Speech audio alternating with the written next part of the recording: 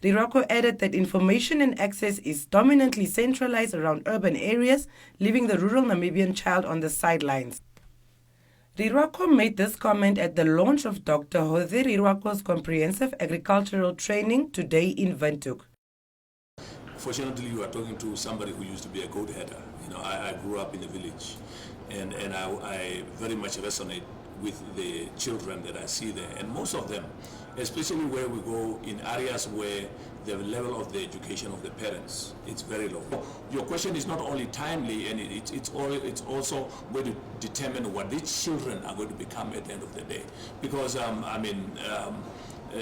you find a situation where those of you, some of your friends who went with you to school, who never got the opportunity that me and you have gotten, they are the one now calling you from the village and saying that, if you have a child, I can come and watch over your child.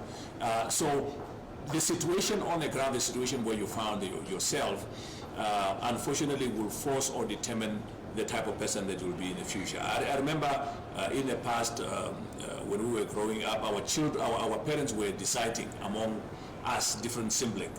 This one will go to school, you will stay and look after the animals. In addition, Namibian National Students Organization Executive Committee member Innocent Peter added that harmful practices which deprive children in rural areas of the right to basic education is often because of parents' traditional way of raising children. According to Innocent, approximately 200 children in the Omusati, Oshana, Ohangwena, and Oshikoto regions are involved in child labor.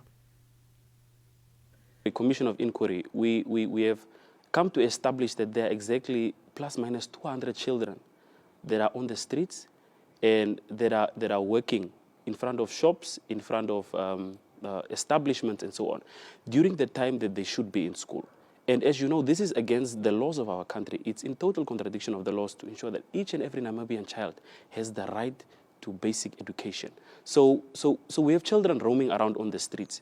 So ours as an organization is that we have directed all our resources to that fight, to champion that fight, the fight against child labor practices. And we are saying we are totally against it. And if need be, we will approach the law enforcement agencies, will approach the security cluster to ensure that those who are taking part in these acts are held accountable.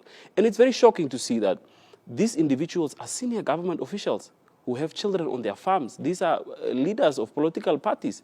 These are prominent business people who have farms, who have, and so on, where children work on these farms during the time they should be in school. And ours, we are saying, is that it's wrong. It's really wrong. They should really, as an individual, you should not compromise the education of the Namibian child. And as an organization, we are clear on that. Our stance is clear. Nanso stresses that there will be major problems in future if we do not recognize the gap between the rural and urban child in terms of quality access to education.